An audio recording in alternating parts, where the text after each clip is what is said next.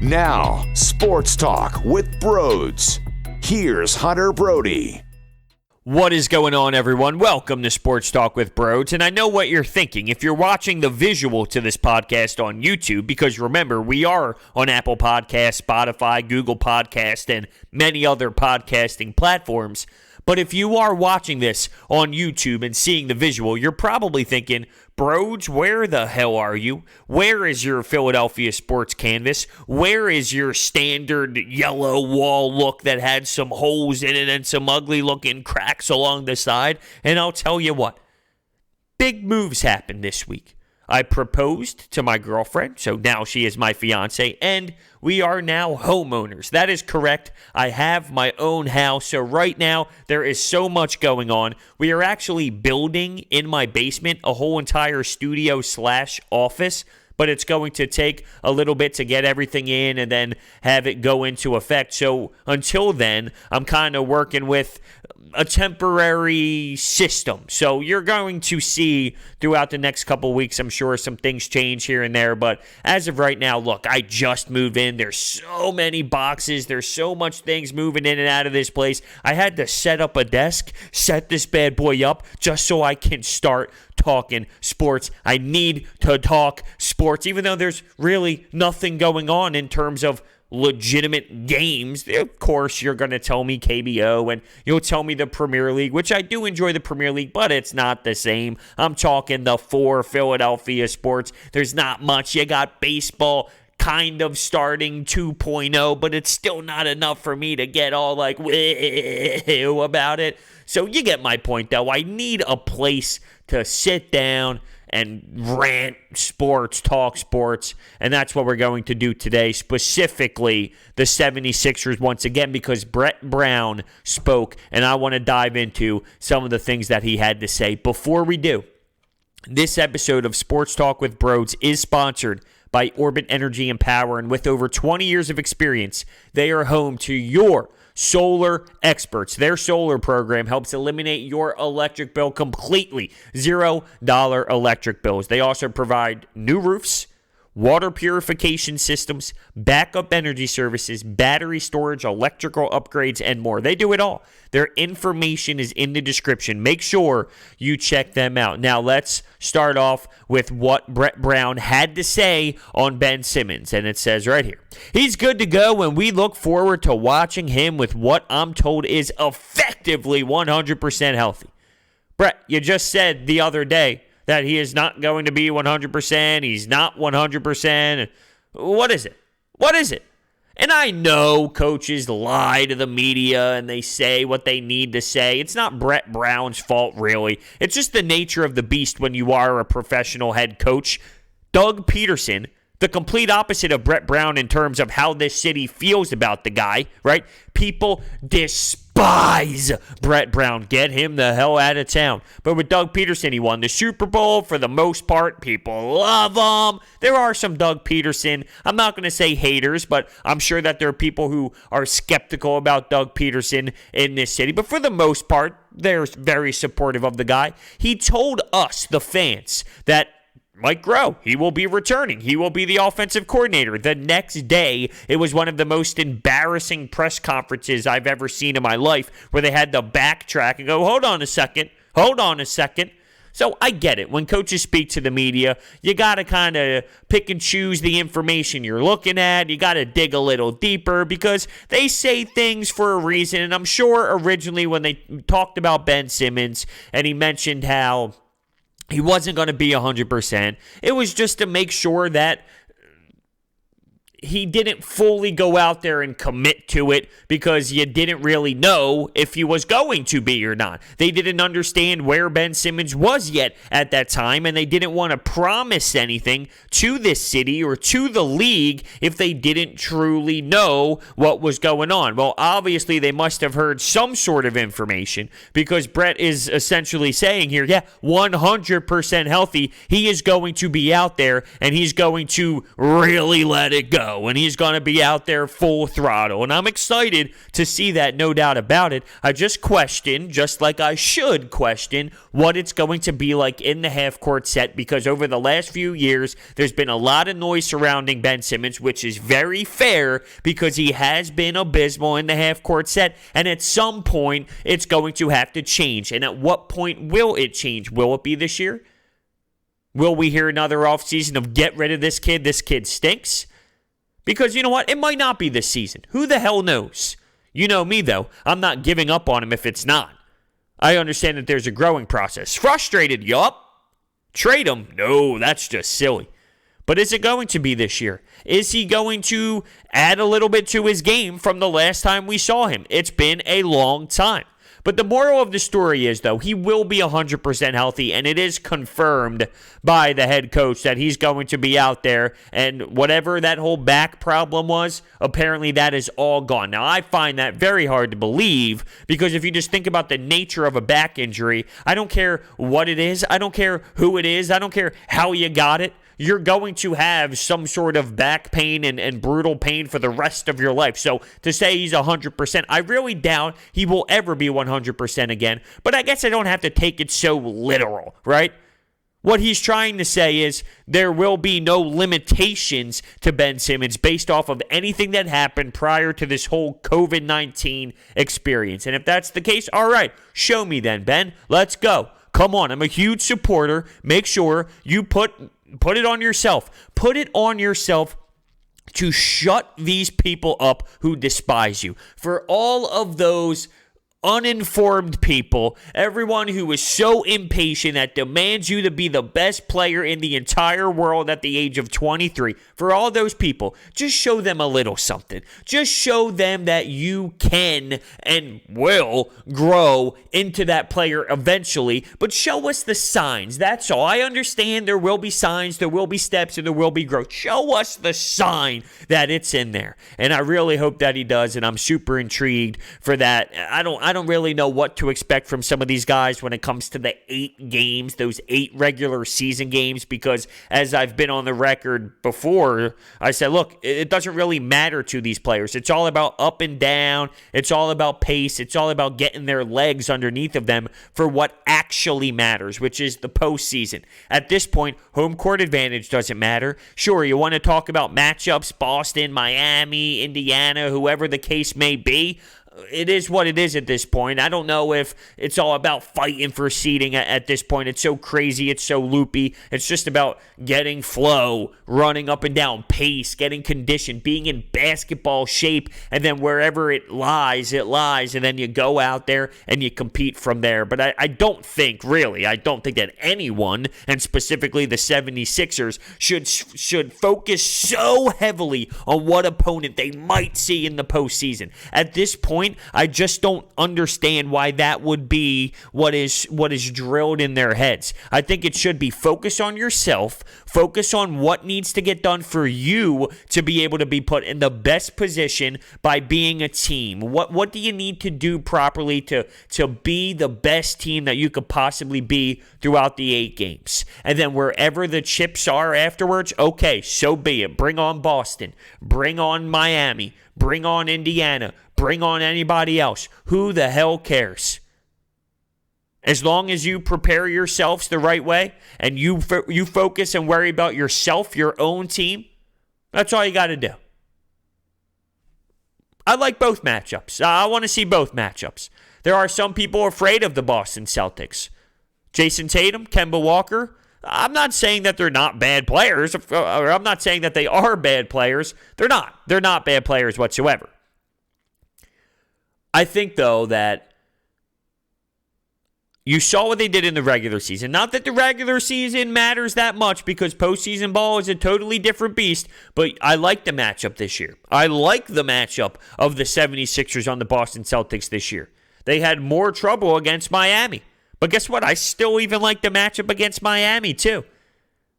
I sense frauds out of that squad. I just sense they're frauds.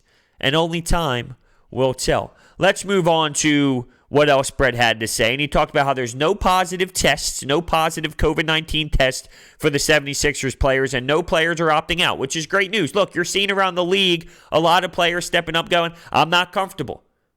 I don't feel comfortable. My family is way more important. There's people in my family that have a high risk of getting this, and if they get it, I don't want to be the reason why they do. I don't want to put myself in a position where after all this, I'm going home, I'm seeing my family. I want to be there for them right now during a pandemic. And by all means, everyone is allowed to have that opinion if that is their opinion. If that's the way they feel, they are absolutely allowed to feel that way. I know that there's plenty of players around the league stepping up at this point, and you saw Avery Bradley, and the reason why I bring him up is because he's on a team that's seriously ready to compete for a championship. And I was questioning before all of this actually happened, before the league stated, hey, we're coming back and we're doing this, I wondered if there would be people uncomfortable who were actually competing at the top of the league. And you did see Avery Bradley, and some people might look at that and laugh, like, okay, who the hell cares? Avery Bradley, 25 minutes a night, defender. He does his job. He does his job really well. That's a significant role piece for that Lakers squad.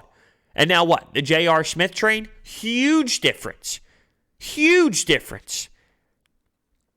You lose something on the other side of the floor. Look, it's a big loss. But it's good news that the 76ers, everyone feels comfortable. They're ready to rock and roll. There is one player, though, who will not be moving forward, and that's Zaire Smith. A bone bruise is keeping him out of that Orlando run. And it's been a nightmare, no doubt about it, when it comes to Zaire Smith from a personal standpoint. I'm saying for him, right? I mean, he went through the whole thing where he almost literally lost his life because of an allergy. And then he worked his way back, and now a bone bruise is keeping him out. And I know bone bruise doesn't sound like anything crazy, as if, come on, dude, really? It's a bruise. I actually had one. My last year playing college hockey, I had a bone bruise, and they can knock you out longer than a broken bone. I know that sounds ridiculous. I was so shocked and stunned when I heard that as well, because I heard, okay, you got a bone bruise. I'm thinking, all right, at least it's not broken. I'll be able to get my foot in the boot again. I'll be able to skate again. It knocked me out for the rest of the season. They are brutal. They are so much worse than it actually sounds. And seriously, sometimes they can be worse than breaking your foot when it comes to how long it takes to get back. Zaire Smith, it wasn't as if he was going to get some serious run with this team anyway, or he was going to be this big role player. Of course he wasn't. He definitely was not going to be even close to that. But I bring it up because that trade, everybody remembers Mikal Bridges, Zaire Smith, Mikal, Villanova, local kid, the story with his mother, working with the 76ers, and then boom, the bombshell gets dropped. But the only reason why I don't bash it is because Tobias Harris is here. Tobias Harris is here. And then here comes everybody going, bro, come on, Tobias, that contract, he stinks. No, I'm sorry. Mikal Bridges is a nice piece. Tobias Harris is a 20-point per game scorer. And remember, they got the first round pick back when it comes to that draft, that trade with Mikal Bridges. So they get Zaire Smith, they get the first round pick back. That allows some options to be opened elsewhere, and then the Tobias Harris thing happens. So I'm not going to complain at all, even though, yes, I want Mikal Bridges over Zaire Smith, and I think that Mikal Bridges can be a really good role player in this league, but I'm talking about Tobias Harris at this point, and I'm taking Tobias Harris over any of those players in a heartbeat, so I'm okay with it. I'll live with it. Here's a big one for me. Here's a big conversation when it comes to what Brett Brown said. And he talked about landing in Orlando, being at a B+ when it comes to conditioning. And he's been on the record saying that before. He wants to get to Orlando with around a B+, and then from there, he will make sure the team is in shape. From there, they will get into A shape. So when it's ready to rock and roll, they're really ready to perform. So with that being said, okay, I can understand that logic. I think it would be ridiculous to assume that they would just come in at A+. No, you get back to the best of your capability, and from there, you get with your team, you get with your coach, and realistically, nothing actually gets you ready for basketball and gets you ready for in-game stuff other than playing games other than actually going up and down the floor against other five guys, against somebody else that's on the other side. So with that being said, yeah, it would be ridiculous to just assume everyone's coming in A+ shape. You're telling me they come in B+ shape and then Brett gets themselves into shape throughout a training camp and then they play those 8 regular season games and then bang, here comes the postseason. Okay, but here it is on Joel Embiid. The respect and applause I give him for putting in time. There is nobody that has put in more time than Joel Embiid. I'm looking for Joel to come in as good as shape as I have coached him. So he's putting praise on what Joel Embiid has done throughout this quarantine. And he has been on the record, Joel Embiid that is, stating he's been working out, 6 times a week? Really grinding, really battling, making sure he's dripping sweat every single day and he's working his damn ass off. And I acknowledge that. And I said, good for Joel Embiid for doing it. But there's other people doing the same. There's players out there doing the same damn thing. This entire league, all those top contenders, Kawhi Leonard, Paul George. We obviously know LeBron James is doing it. James Harden, Giannis. That Toronto team, Jason Tatum, Kemba Walker, Jimmy Butler, they're all putting in work. So I like the fact that Joel Embiid's working hard. That's not to knock him, but it's not as if he's the only one working out and then everybody else is hanging out eating Oreos. That's not what's going on. So I do applaud him. But I just feel as if I'm tired. I'm tired of that conversation. And this isn't really a Brett Brown thing. Like, oh, come on, Brett. Why would you bring that up? That's part of what coaches do. But I just feel like the Joel Embiid conditioning conversation is so boring. It's so annoying. It's exhausting. I think that's the best way to put it. It's an exhausting thing. Oh, he's going to be in the best shape. I've heard that before. I've heard that before in many different seasons, and it really hasn't been that way. It's just the nature of Joel Embiid. That's what it is. It's reality. The dude isn't in shape. He's not in shape because his body isn't supposed to be taking the beating that it does at the size that it is. It's not supposed to run that many miles. It's not supposed to bang up against another 7-footer for as long as he does in a game. It's just reality. So I don't know.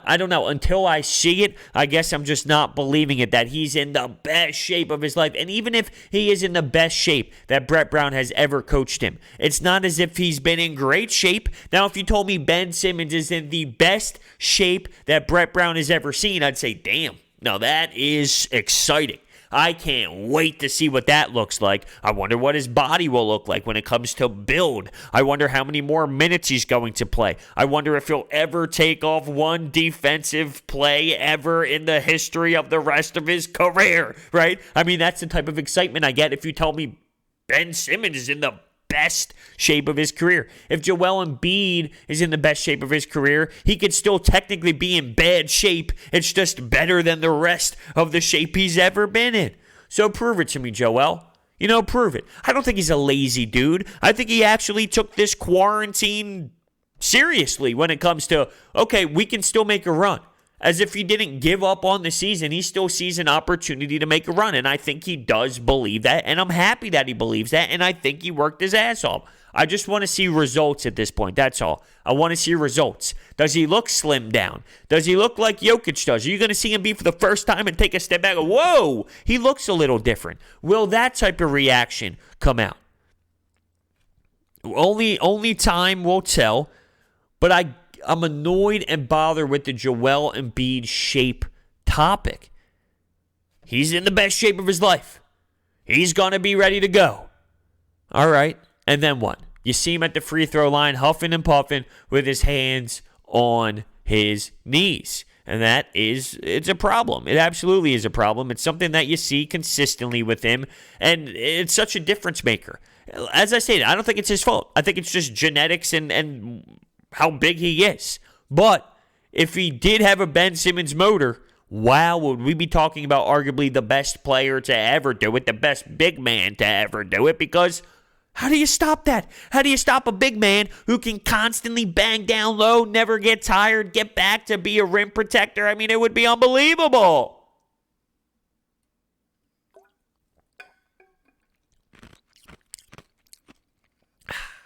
I needed a sip of water. It's been a long ass day. Couple other things Brett mentioned. He did mention the Joel Embiid and Al Horford mix, the combination of the two. So I do think there's going to be rotations where you see them. You see them. And if it's in the 8 games, I don't care. I'll be honest with you. I don't care too much about the 8 games. I'm going to watch them. I'm going to react to them. Okay? And I might be frustrated at some things, but ultimately, I don't really care because it's all exhibition games. It's all trial and error stuff at this point. Try and work Joel and Al on the floor at some points because you know what? As much as you want to say never ever have them on the floor together, if Joel Embiid is going to play 38 minutes, I think you're going to see Joel and Al Horford on the floor together during a postseason game. I'm sorry to break it to you, but you're going to have to. You paid Al Horford that much money. But come on, bro. Brett can't be that dumb, right? That's the reaction I'm looking for. When your general manager pays Al Horford that much money, when he's that much of a veteran, I'm sorry. You have to put him on the floor. You have to put him on the floor. And then at some point, the players have to figure it the hell out as well.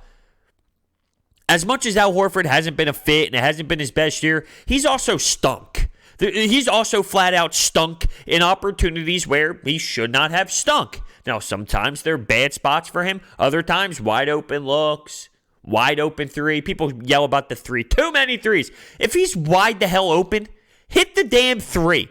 If he takes a three and he's wide the hell open in the corner, people like to go right at Brett Brown. Brett, how could you let him take that three-pointer? He's an NBA player who shoots well enough from behind the arc. Hit the damn three. That is on you, Al Horford. But moral of the story, when it comes to that mix, you're going to see the two on the floor. It's just, what do they do in that time? How much time is it actually going to be when it comes down to the postseason? I don't care if it's game 3 of this 8-game stretch and Al and Joel Embiid play a decent amount of time together. Guess what? I don't care. You're going to have to find ways to get them to work. And that's the time to try it at this point. I know you tried it for 50-something games and it looked a little ugly. But guess what? A pandemic happened. Guess what? The season was put on pause. Guess what? You got to have the man out there. Paid way too much money. You got to have the man out there. And with Joel Embiid playing 38 minutes like Brett wants him to do, which he should do, you can't have the dude sitting on the bench for the rest of the game. So I'm sorry to break it to you, but there's going to be a mix at some point. Now, maybe Ben's off the floor at times, and then Al can slide in there. So it's no longer as messed up when it comes to the spacing because Ben will be off the floor, so Al Horford and Joel will be out there. Maybe they utilize a method like that. So if Al plays 10 minutes that Embiid doesn't, and then maybe he plays 10 minutes of whatever Ben Simmons doesn't play, now that's a 20-minute play for Al Horford, but you're going to see them on the floor at some point together. Brett also spoke about Shake Milton. He did mention how he's nervous relying on young guys in the NBA playoffs, and I think that's fair. I wonder what that means, though. Furkan Korkmaz is a young player. Matisse Thybulle is a young player. Are these two guys going to be held back a bit because Brett is scared to play young guys? And I don't blame him. If you've been listening for a long time, you understand. You don't even have to be listening for a long time. You will know this just from a couple videos that I put out there, a couple podcasts when it comes to the 76ers. Grown men win in the National Basketball Association. Yo, that's right. Grown men win in the National Basketball Association. So these young guys, there's just so much to learn about postseason ball. And that doesn't mean Matisse Thybulle can't have any run in the playoffs. I think he should. It should be limited, but I think he should. Furkan Korkmaz, I'm not even a Furkan guy, but he's a dude who stretches the floor. You're going to need him out there at some point. The reason why I bring up the young guns, though, as I stated, he mentioned Shake Milton. And he said, I'm excited because I'm counting on him to continue on. I don't believe what we saw is that much of an outlier. If he can capture a large portion of what we saw, he really has the chance to play a significant role in a rotation capacity in the playoffs. That is really saying a lot. And I don't think that he is wrong to have that mindset about Shake Milton. Shake has done a great job when he was counted on late there. And if he can continue to do that, and that's a big if, because he really has only played a handful of games, but if he does play that way, guess what? He deserves to be there. He deserves at least the opportunity. And if things go south and if things get sour, okay, then you pull the trigger from there, and then you insert somebody else in the lineup, and you figure it out. But if he plays the way that he played before all this happened, Yep. Give the man a chance. And I think that that's big, considering Brett also talked about the young guns and the young guys in the NBA and relying on them in the postseason. And we'll end on this note. Brett was surprised that Brokoff signed after being brutally honest about limited opportunities, and then went into how important the training camp is for Brokoff. When Brokoff signed, I stated, Look at this team, look at the depth, look at the bench. I don't see how much time you will find for Brokoff. I don't see it. You might see it in the 8 games. But when it comes to the postseason, after you mention the starting 5, you have so many dudes on this bench. Mike Scott, Glenn Robinson III, Alec Burks, Matisse Thybulle, Furkan Korkmaz. And we're talking about a playoff series where you don't go deep on the bench. I don't know how much Brokoff is going to be implemented into this team. And to be honest with you, I don't know. I just don't know if he really, I'm not going to say if he should really get the chance, but realistically, I don't know if he should have that much of a chance. I just don't know. I don't think so. Brett was brutally honest with him. Limited opportunities. So he was shocked when Brokoff signed with him. Now, that doesn't mean I don't get why the 76ers did it. COVID-19. People are going to have to be quarantined. People are going to have to be out for 2 weeks. The Sixers need help with shooting. If this is a case where they lose some players and people have to be quarantined, they miss games, and Brokoff is available, I understand why the 76ers did it. But if there is no quarantining and everybody's healthy, I don't see where Brokoff is going to fit. That is essentially what I'm saying when it comes to him. There's too much, I can't believe I'm saying this, but there's too much depth on the roster prior to this move. But 3 weeks of training camp, Brett did state that that's going to be a big 3 weeks for him if he goes out there and makes everybody's head go, whoa, what the hell, and swivel around a bit, go, damn, did you see this? Damn, maybe he earns himself into it. But I just think it's a stretch, and we'll see. Hopefully he does, because if he does, then that means he's obviously going to help this basketball squad. And I want to see this basketball squad compete. So there you have it. A lot from Brett Brown, but it was fun to hear him talk, and it's fun to think about basketball. It is. It's fun to think about basketball. The last few podcasts I did, all 76ers, it's nice. I'm not going to lie to you. Thank you guys so much for listening. Do not forget that this episode of Sports Talk with Broads is sponsored by Orbit Energy and Power. With over 20 years of experience in the solar industry, they are home to solar experts in both residential and commercial projects. Their solar program helps eliminate your electric bill completely. $0 electric bills. They also provide new roofs, water purification systems, healthy, clean, soft water, backup energy services, battery storage, and more. Their information is in the description. Let me know your thoughts. Thank you so much for listening, and I will see you next time.